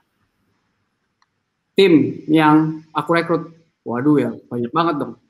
Kalau tim yang aku rekrut dari semua bidang sih, dari digital lo ada pecahan lagi, ada videographer, ada desain grafik, ada fotografer, habis itu ntar ada content writing, habis itu ada manager, yang paling penting sih manager sih kalau aku. Jadi manager itu membawahi semua divisi itu. Jadi kayak misalkan di Positiveware atau di satu bisnis A, kita sebut di bisnis A, punya divisi-divisi itu masing-masing. Digital, admin, customer service, manager itu semua lengkap. Nanti di bisnis B itu sama kayak gitu, cuman beda kubu, ibaratnya kayak gitu sih. Yang tadi yang Dennis handle sendiri sampai sekarang itu tim apa aja? Semuanya tim, aku sih lebih ke, karena sebenarnya kalau digital tuh bukan aku lagi yang handle. Cuman karena aku memang orangnya di digital, di organik lah, di promosi segala macam marketing. Jadi yang aku handle sekarang direct leadernya atau general manager sama semua digital. Semua head digital. Kalau konten deh masih handle sendiri? Ya itu head digital. Oh oke. Okay. Karena aku dia bakal lakuin semua sendiri, tapi beberapa case dia butuh approval dari aku atau butuh ide dari aku. I see. Oke, kita move ke next question dari Vika Citra. Boleh di-share kah plannya dari Dennis dan Albert untuk each business kalian ke depannya untuk tetap sustain in this dynamic situation? Sejauh apa plannya? Like 5 years dari sekarang kah atau gimana? I think I'll give it to Albert dulu kali ini. Tetap sustain in this. Kalau kondisi sekarang itu masih uncertain ya. Ya yang pasti sih kita udah mulai lihat behavior shift, orang dari udah semakin aktif di online, mereka udah getting used to this behavior gitu. Yang pasti untuk bisnis ya udah wajib, enggak. Jadi bisnis online itu bukan lagi potensial ya, tapi udah menjadi crucial. So you make sure you build your online presence mulai dari sekarang. Jadi getting familiar with all these internet marketing tools. Dan juga kalau saya sih sekarang I think udah susah ya kalau mau plan sampai 5 tahun ke depan ya. Karena every year itu change-nya itu drastis banget. Kalau saya sih ya we stay di digital marketing udah pasti. Dan I think the future bukan cuma future sih sekarang sih, itu main di data. Jadi sekarang saya juga ada hobi baru. Saya juga ada mengambil kelas data science. I think data itu banyak banget, cuma kita masih kekurangan orang yang punya skill untuk mengolah data itu. I think kalau kita acquire skill untuk bisa manage and handling, analyze those data, it will be very helpful for our business. Dennis. Tadi pertanyaan apa ya? Bentar. Itu kan pertanyaannya. Oh, oke. Aku bahas dari setiap bisnis kan, dia minta setiap bisnis. Jadi tadi aku udah bilang bahwa tentang problem sama solusi. Dari setiap masalah pasti ada solusi. Kemarin juga aku live sama Tom Lilava, salah satu senior gue juga, bahas tentang problem sama solusi. Nah sekarang problemnya kalau di healthy catering aku turun, padahal catering. Nah sekarang kita temuin problemnya apa? Problem pertama adalah secara research database yang kita punya, 80% customer aku adalah orang kantoran. Yang sekarang WFH, harus di rumah, PSBB. Problemnya jadi orang kantoran. Lalu aku temuin solusinya. Karena mereka di rumah, mereka sama family, aku launch catering family. Salah satunya tadi, aku cuma punya catering personal box. And then problem kedua, beberapa dari mereka, walaupun memang sama-sama di rumah, tapi mereka takut menerima makan dari luar. Dia maunya masak sendiri aja, nggak mau beli makanan dari luar sama sekali. Dia cuma beli bahan baku sama masak sendiri. Nanti kita bakal launching, solusinya adalah frozen yang sudah kita bumbuin segala macam yang sekarang semua orang jual. Tapi makanan-makanan kita kayak gitu sih. Jadi dari problem sama solusi. Itu baru dari catering. Kalau dari salad bar sendiri tadi kita bilang bahwa untuk kalian yang main di F&B, kalian cari namanya cloud kitchen, cloud awan, kitchen dapur. Itu kita bisa mempunyai restoran tanpa kita harus punya fisik restorannya, tanpa harus sewa tempat, tanpa harus hire orang bahkan, tanpa harus beli peralatan kitchen segala macam. Itu namanya cloud kitchen. Kita bisa buka restoran tanpa punya fisik restoran. Nah, itu lagi dipenetrasi sama salad bar. Gitu. Terus tadi udah ada yang kedua gak ya?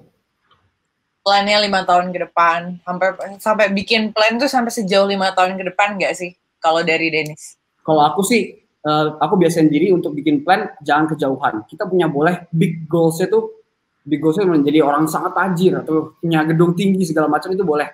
Tapi untuk planning itu kan kita ngomong lebih ke spesifik ya. Kalau aku bikin selalu short term plan. Kenapa sih short term plan? Karena biasanya otak manusia atau otak aku sih nggak tahu ya, otak aku tuh kalau misalnya kita bikin plan yang kepanjangan, kadang-kadang kita tend to mikir antar aja deh masih ada 4 tahun lagi, antar aja deh masih ada bulan depan, kelamaan. Kalau aku bikin, kita boleh bikin long term plan 5 tahun ke depan, tapi kita harus bikin goals masing-masing setiap tahun atau setiap bulan. Jadi kayak misalkan aku udah bikin 2020 akhir ini aku harus jadi kayak gimana, dan itu harus achieve untuk menunjang ke big goals yang di depan. Jadi aku bikin selalu short term plan biar kita lebih ke track gitu. Oke, berarti ya kurang lebih kalau dari kan tadi Dennis bilang gue sampai ini apa namanya jadi agak-agak speechless. Ya, kita move aja deh ke next question saya. Sorry, ini bukan questions. Ini ada yang bilang Albert like Dalai Lama banget nih filosofinya kok. Ini pertanyaan untuk Albert. Albert, apakah sekarang waktu yang bagus untuk memulai bisnis international dropshipping? Kami juga lagi pending sekarang, walaupun ada teman yang udah mulai. Karena dari China dulu ya, kan kita ngambil barang dari China. Itu mereka shippingnya juga masih belum semuanya balik, jadi masih pending, ada sampai 1 bulan 2 bulan. Jadi kami juga mengalami masalah banyak permintaan refund dari customers waktu itu. Jadi kami sementara ngurusin refund dulu, and then temporary stop dulu, and then see the condition gimana ke depan. Tapi juga ada teman yang sudah mulai itu, I think they are selling to European countries. Itu kalau Anda mau coba boleh dicoba. European countries? Ya. Yeah. Tapi itu tadi yang Albert bilang soal supply-nya itu dari China juga masih berkendala. Yeah. Kira-kira menurut Albert seberapa lama sih will it? Nggak tahu, belum tahu. Ya, let's see lah, karena ini juga masih uncertain kan. Jadi kita juga belum lihat. Alright, teman-teman, aku mungkin buka buat 2 pertanyaan lagi buat Ko Dennis, buat Dennis atau Ko Albert. Silahkan teman-teman, kalau yang teman-teman masih mau nanya, mumpung masih ada Ko Albert dan Dennis di sini yang bisa langsung jawab ke teman-teman. Cuma memang ada beberapa pertanyaan yang mungkin aku nggak tunjukin, contohnya ada yang nanya nih Den, soal gimana sih ngebangun bisnis F&B dari awal, gimana, modalnya gimana, kesulitan terbesarnya apa. I think it's gonna take too long untuk dijawab sama Dennis, dan Dennis kayaknya pernah ceritain itu di salah satu videonya juga nggak sih? Iya. Oke. Ada yang mau ditanya lagi teman-teman? Oh, ini sebenarnya tadi oke. Kalau masih belum ada pertanyaan dari teman-teman, mungkin aku ada satu pertanyaan lagi buat Ko Albert sama Dennis. Kan tadi kita sempat diskusi nih ya, bahwa kan masing-masing dari Ko Albert dan Dennis juga ketika yang namanya lagi kerja, nggak ada yang namanya misalnya kayak di-fixin, oke, Senin bahas ini, Selasa baru handle ini, Rabu baru handle ini, dan seterusnya gitu kan ya. But itu kan kalau misalnya kita dalam sehari-hari, semua kepentingan, semua urusan tiba-tiba semuanya jadi urgent at the same time, langsung datang secara berurutan, dan mungkin yang harusnya kita lagi-lagi mau ngerjain yang lain itu jadi ketinggalan, dan kita harus ngerjain yang lainnya lagi.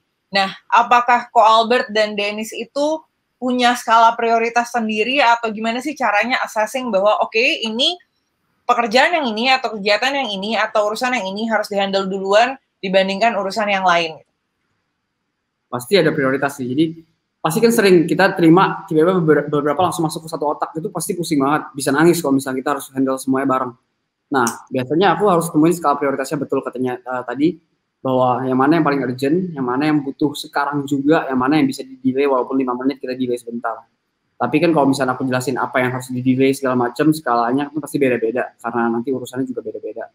Paling itu aja sih, harus temuin skala prioritasnya siapa yang mana yang harus diduluin, yang mana yang harus dinantikan. Tapi kalau Dennis tuh kayak bikin scoring nggak sih? Kemarin kita ngobrol sama Pak Wenas, kalau Pak Wenas itu kayak everything itu di-score. Everything itu kayak dibikin listnya. Kalau Dennis gimana caranya untuk menentukan bahwa oh yang ini lebih priority dibandingkan yang lainnya? Kalau aku sih mungkin ya aku masih curut lah, kayak masih kecil lah kita. Kalau aku sih masih banyak, nggak semuanya based on teori. Kadang teori itu juga nggak applicable ke praktek. Jadi kadang ya menurut aku nalar aja karena gue paling tahu nih produk ini, gue paling tahu tentang berjalannya ini. Ya, menurut aku aja mana yang paling prioritas. Gitu sih. Kalau Albert, gimana kok? Ya setuju sih. Setuju sama Dennis, kalau kita harus set priority. Biasa kita lihat urgency-nya dulu kan. Misalnya ada banyak hal nih. Yang mana yang udah hari ini harus selesai, mana yang besok harus selesai. Coba kita bisa bagi nggak dari segi waktu dulu.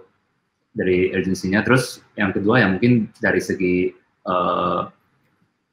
kalau ini kita lakuin selesai, terus hasilnya itu bisa, dampaknya itu yang paling besar itu yang mana, impact yang paling gede itu yang mana. Jadi kita fokus ke sana dulu, yang impact-nya paling gede dulu. Paling dua itu sih. Aku juga nggak buat scoring seperti yang dibilang tadi. Berarti impact yang paling gede yang mana dan yang urgensinya ya, kalau menurut Albert, dan kalau menurut Dennis tadi dari urgensinya, dan urgensinya itu ya by intuition aja ya, Dan ya. Oke, pertanyaan dari Joy. Dennis, kebetulan saya juga usaha catering untuk berbagai event. Pengen tahu pengalaman Dennis dalam mengelola semua brand yang ada. Kapan waktu titik terendahnya dan gimana untuk bangkitnya? Mungkin pertanyaan pertama udah aku jawab kali ya. Yang gimana cara mengelola semua brand yang ada. Aku jawab yang kedua aja kali. Apa tadi hilang keduanya, baru mau baca hilang. Oke. Kapan waktu titik terendahnya dan gimana untuk bangkitnya? Oke, kalau aku mikir selalu gini. Titik terendah itu pasti ada. Gimana cara kita recover from that point of view adalah kalau aku mikir selama ini gue udah banyak yang dikorbanin. Tidur kurang, keringetan, nangis, cacian, segala macam, waktu sama keluarga semuanya kurang. Itu untuk kita strive for the best. Nah, ketika kita lagi down, aku cuma mikir selama ini aku build dari nol, mengurangi sacrifice, membuat sacrifice sebanyak itu dari 0 karyawan sampai 500 karyawan.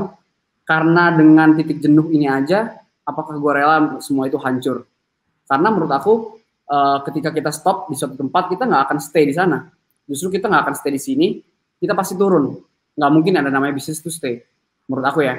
Jadi antara naik atau turun. Jadi ketika kita stop atau ketika kita stop, apalagi karena cuma titik jenuh, kita rela nggak semua hard working kita itu akan hilang selamanya. Kayak contohnya sekarang aku bisa diundang sama Alpha CEO sekarang. Kalau aku stop dari kemarin, aku udah nggak ada prestasi. Semua tentang Dennis Hadi pasti hilang. Nggak mungkin aku diundang lagi kayak gini-gini. Jadi aku selalu dari semangat itu doang yang bisa jadi semangat lagi gitu sih. Dan aku juga mikirin bahwa sekarang gue hidup nggak sendiri. Yang aku siapkan bukan satu piring nasi lagi untuk Dennis Hadi, tapi aku mikirin 500 karyawan, 500 piring untuk mereka dan keluarganya. Karena titik jenuh itu bisa menghilangkan semua piring makanan tersebut. Bahkan bukan cuma ke aku. Jadi itu sih mindset yang harus kita punya untuk kita bangkit lagi. By the way, ini aku boleh sambil charge ya. Harus pindah tempat sebentar, udah mau habis baterainya. Dikit lagi. Sekalian ini kali ya, aku bacain pertanyaan yang selanjutnya ya. Pertanyaan selanjutnya dari Erratic Euphoria. Oke, mudah-mudahan aku bacanya benar ya. Kalau kurang benar mohon dimaafkan. Erratic Euphoria. Buat Dennis, tapi ini menurut aku applicable juga buat Ko Albert, karena Ko Albert juga sebagai seorang businessman, oke, hilang Dennis ya. Sebagai seorang businessman, Ko Albert sendiri juga ada memiliki digital presence-nya atau personal presence-nya di digital media. So the question is, buat Dennis dan mungkin Ko Albert juga, apakah sekarang vital untuk memiliki brand, memiliki personal presence di digital media? Maksudnya tampil tampang, karena untuk introvert pasti susah. Okay. Aku introvert by the way. Seriously? I don't yes. Tapi menurut aku sekarang introvert, extrovert atau sifat manusia itu harus punya topeng. Maksudnya topeng adalah Kita harus tahu kita ngomong sama siapa, kita pakai topeng itu. Ketika kita ngomong sama introvert, kita bisa pakai topeng introvert. Ketika kita ngomong sama extrovert, kita harus pasang extrovert itu sedemikian rupa untuk diterima. Maksud aku adalah, aku introvert ketika aku tuh nggak bisa ngomong sama orang banyak, dan aku contohnya, aku lebih baik sendiri di rumah daripada aku sama teman-teman. Jadi aku bisa dibilang introvert, aku nggak mau kumpul sama yang lain, malas. Jadi kayak lebih enak, what gives me more energy ketika aku sendiri. Berarti kan introvert, lebih ke introvert. Nah, sekarang ditanya seberapa pentingnya personal presence di digital media. Menurut aku tuh sangatlah penting. Kenapa sangatlah penting? Karena di mana ada face front atau front face. Mereka tuh bukan cuman audiens atau customer tuh bukan cuman lihat produk mati. Produk mati itu ya apa sih yang kita jual? Makanan kan nggak hidup ya. Ibaratnya udah mati, dibunuh kan lagi masak soalnya. Jadi ibaratnya dia butuh seseorang atau sosok manusia yang muncul di depan untuk menjadi sesuatu tameng yang dipercayain. Jadi aku muncul di setiap brand yang aku ada untuk menjadi sosok, hey, gue ada di sini. Nggak cuma jualan produk doang, tapi gue di sini untuk guide kalian. Ibaratnya dapat trust lebih ke mereka. Nah, kalau Albert, di edukasinya Albert kan, Albert juga sedikit banyak muncul sebagai brandnya kan, sebagai personal presence-nya. Menurut Albert, vital nggak sih personal presence itu di digital media? Menurut saya vital banget ya. Bahkan kalau corporate sekarang juga udah mulai pasangin ada satu orang sebagai istilahnya apa tadi, front face-nya. Nah, jadi itu penting banget. Dan kalau mengenai introvert ya I think kuncinya just being yourself sih. Karena sekarang yang muncul di sosial media juga banyak banget kan. Jadi kita juga sebenarnya nggak usah beban harus ikutin cara si ini, cara si itu. Jadi orang yang tampil di sosial media itu harus aktif ya, harus ngomongnya itu berenergi ya, yang nggak harus. I mean just being yourself, pada akhirnya itu yang paling sustainable sih. Kalau memang lu orangnya slow, ngomongnya slow ya seperti itu aja, nggak usah harus ngikutin Gary V atau ngikutin Grant Cardone atau siapapun itu. Just be yourself.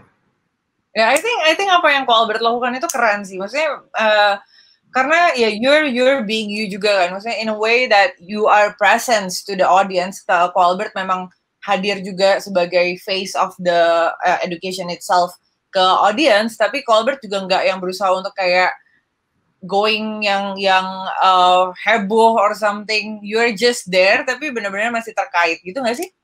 Ya, aku pernah coba sih, karena waktu itu aku lagi mencoba something yang bukan diriku sendiri. Jadi aku coba live, coba Instagram story, and then I felt awkward gitu. Dan udah yang nggak usah deh, I mean, kenapa harus susahin sendiri kan? Maksudnya itu bukan lu, ngapain lu harus paksa jadi identitas lain? Jadi setelah itu saya decide, okay then just being myself gitu. So I think being yourself is also important. Tapi seperti yang Dennis bilang, mau introvert, ambivert, extrovert, you have to punya mask sendiri ya, punya topeng sendiri ketika memang lagi dibutuhkan dan memang lagi berhadapan dengan keadaan-keadaan tertentu. I think that's a wrap guys.